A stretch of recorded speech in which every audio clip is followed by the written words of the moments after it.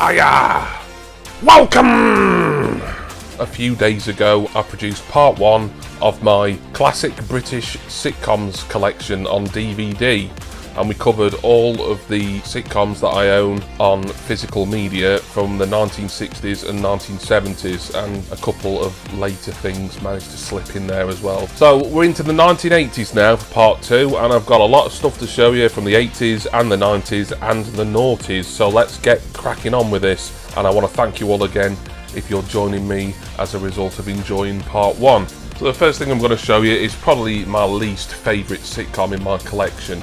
It is Girls on Top. There is 2 series on here, 2 disc sets, released by Network DVD, a company who I think do great work in releasing old and rare TV comedy. As shows go, it's very below par. There's some alright moments in it, but what this was originally on ITV back in 1985. It was a Central Television production, and it was essentially an attempt to do a female version of The Young Ones, but it just hasn't got the quality that The Young Ones has got. It's got some legendary female comedy performers in. Dawn French, Jennifer Saunders, Tracy Ullman, Ruby Wax is also in it. And I bought this for cheap, thinking that I would probably enjoy it. I mean, Network was giving it away, it was that cheap. I watched both series and it was like, well, yeah, I don't really need to see these again. It wasn't that good, but I'm glad I got it because it was very cheap. I've been curious for quite a few years as to what this was like, whether it would match up to The Young Ones, which I'm an absolutely massive fan of. And I did have The Young Ones box set up until recently, but that's something that I can stream on BritBox now anyway. It's not essential for anyone really, but if you see it cheap somewhere, you might enjoy it. You never know. Here's one that I think a lot of people will have loved that originated in the 80s. It is, of course, Blackadder. This is the Ultimate Edition box set, which features all 4 Blackadder series, and it also features the special Blackadder's Christmas Carol, Blackadder the Cavalier Years, which I think was a Red Nose Day thing or something, Blackadder Back and Forth, which was the Sky production at the turn of the millennium, and it's got a lot of really good extras on here. Blackadder Rides Again documentary, which features interviews with the cast and crew, and it's got extended interviews on here. It's got audio commentaries. It's a really good set, this. Really nice sort of feel to this, nice quality. Blackadder is brilliant. The first series is the worst, but even then it's still funny, it's still good. The second series, Blackadder 2, or Blackadder the second, however you want to say it, is really where it kicked up into another gear and became one of the best things on telly in the whole of the 1980s. Blackadder 3 continued with that great form. And of course, Blackadder goes forth. Everyone always mentions the first thing about that is the ending to the final episode. If you've never seen it, which there can't be that many of you who haven't seen that ending to Blackadder goes forth, then go and look it up. Brilliant set, that, love it. Now then, I'm going to show you what I think is the most underrated sitcom of the 90s, possibly the most underrated sitcom of all time. It's something that hasn't been repeated on the BBC since I think the late 90s, maybe the early noughties. It was popular when it was on in the early to mid 90s. Even channels on satellite and digital like Gold don't tend to repeat this now. I think that's a real shame because this is something that I loved when I was a teenager, and I still love it now. And it is The Detectives, starring Jasper Carrott and Robert Powell. So Carrott and Powell play a couple of inept, incompetent and rather thick detectives. This sitcom was a spin-off of a recurring sketch that was on, I think, Canned Carrot, or one of Jasper Carrott's numerous BBC sketch shows. And this is the complete series. It's not in a box set. I had to buy all these DVDs separate. How many's here? There's 5 series of this. A lot of interesting guest stars throughout the series here. Richard O'Brien, Mike Reed, Bill Oddie, Tim Healy, who has done a lot of things like Auf Wiedersehen Pet and Benny Dunn, Gareth Hunt, Rula Lensker, Jimmy Tarbuck, Jerry Hall, who was married to Mick Jagger, John Nettles, some really interesting and well-known, certainly from the 80s and 70s, guest stars really. But for me, the main selling point is just these 2. So funny. We've got the Brummy Jasper Carrott and the Mancunian Robert Powell, They're kind of best friends, but they're often bickering. There's sort of like the laughing stock of their police force because they're considered to be kind of incompetent and daft. I don't know why people don't talk about this series with any fondness anymore, like a lot of these sitcoms are. It was popular in its day. I remember it always used to get good viewing figures, and it used to get good coverage in Radio Times and all the rest of it, but no one just seems to really care about this show now, 25 years later. I think that is a real shame, as it's funny. The writing is consistent throughout. I'm going to watch these again very soon because it's been a little while since I've seen all these. If you do see these going cheap somewhere, be it Amazon or at your car boot sale, when we're allowed to go to car boot sales again, of course, then I would heartily recommend picking these up. It's a great spoof on the sort of cop genre, but in a sitcom setting. So many things to really say in favour of this show, and I still just can't understand why people haven't really got any nostalgia or fondness for this, especially given how popular it was when it was actually on. Now, on to something that isn't a sitcom, but it's a sketch show and a British comedy, so I'm going to include it, and it is my Fast Show collection. The Fast Show, for me, I think is probably my favourite sketch show of all time. I do love Monty Python, and I did have a Monty Python box set up until a couple of years ago, but I sold it when I was able to start streaming Monty Python on Netflix. But I think The Fast Show just pips it because Monty Python was obviously, that started over 10 years before I was born, whereas The Fast Show is like my teenage years. You know, this was 1990s, this started. This is the ultimate Fast Show collection, so we've got all 3 series of The Fast Show and the last ever Fast Show, which was the 3-part special, and then it's got highlights from BBC Two's Fast Show Night, where they dedicated a whole evening to related programming. Lots of extras on here, really nice set. I was just such a fan of this show throughout my teenage years. This just screams 1990s to me. Awesome sketch show, my favourite sketch show of all time, even above Monty Python's Flying Circus, which I also love, and other Fast Show things that I've got in my collection. These aren't as good, but they're worth having in the collection as they were both very cheap to pick up secondhand. The Fast Show Live and the Fast Show Farewell Tour, so 2 live shows there, and they're watchable, but they're inessential. This is the box set that you want for the Fast Show, definitely.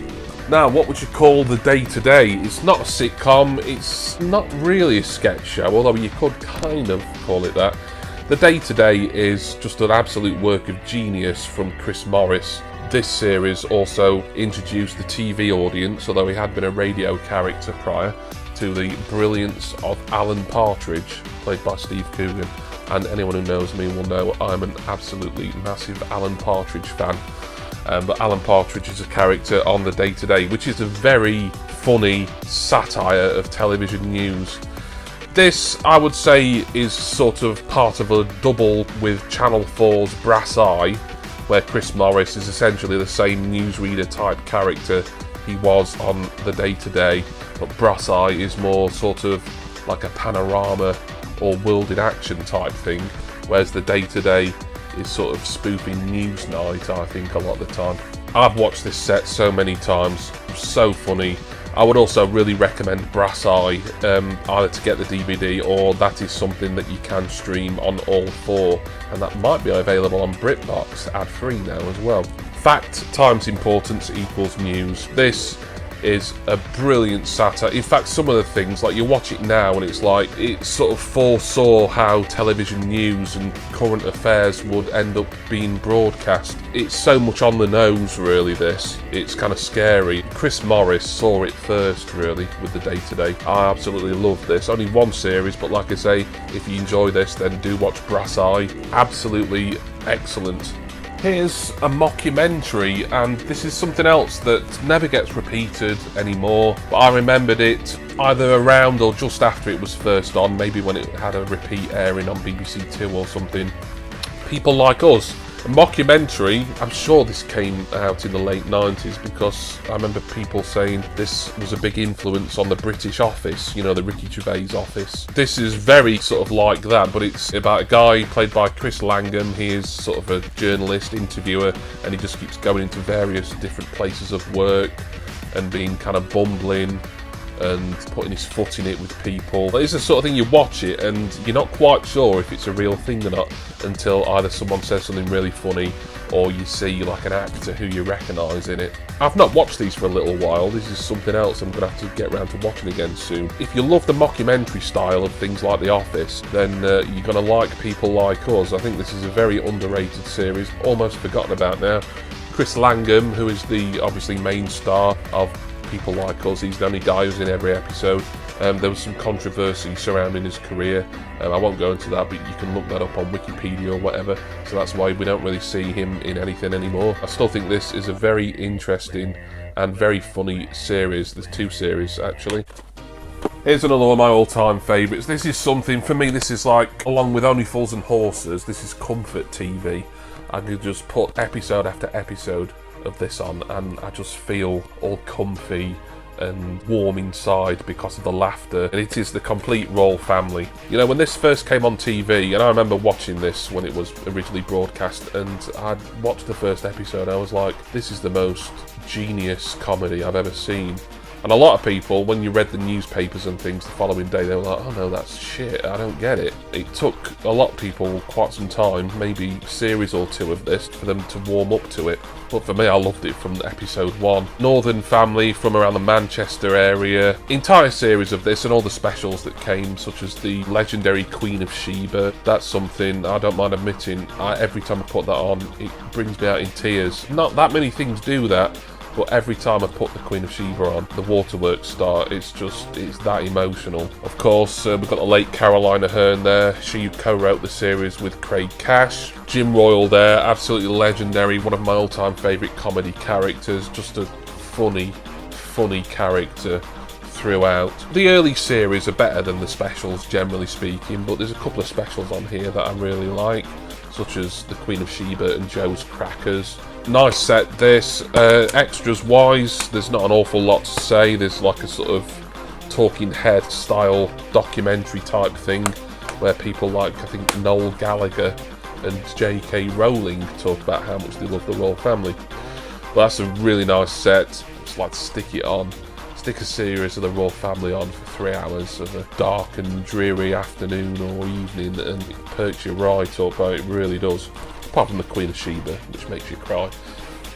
Here's something that my best friend Dan got me into back in the 2000s. He came round with the DVD of Series 1 one day and he said, put this on, you'll love it. And I did. Look Around You. Now, what Look Around You is, I wouldn't call it, well, it is kind of a sketch show. It's a parody of kind of schools programmes. You know, the old BBC and ITV schools programmes that they always had on in the mornings. It's just an absolutely spot on copy of that, but done in a funny way. Short episodes on this first disc. I think the episodes only last about 15 minutes each, but I think that was kind of in keeping with how long a lot of schools programming back in 1980s Britain lasted. It's just got that really sort of authentic 70s and 80s aesthetic to it, this. They've just absolutely nailed it on with that kind of, this looks older than what it actually is. Season 1 is brilliant, but I think Season 2 is even better. Now, Season 2 is a slightly different format, because rather than being a parody of schools programmes from the 70s and 80s, this is more a parody of 1970s and 80s Tomorrow's World.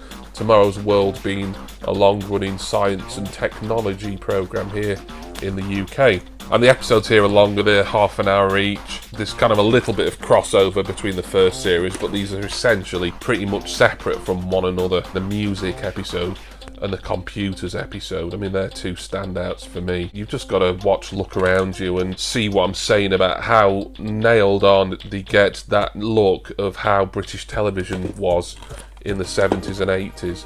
Really funny, really nostalgic as well, even though it's all by comedians and writers more recently. Yeah, love it, love it. The penultimate set in this collection is something else that I don't think really a lot of people remember. It's not that old, it's from around, what, 2004-ish maybe? It is The Smoking Room. I think I picked this up cheap. I remember watching this, I think it was repeated on something back when I was in my 20s. I don't think I saw it originally when it was first on. It was probably on like an early version of BBC 3, I think.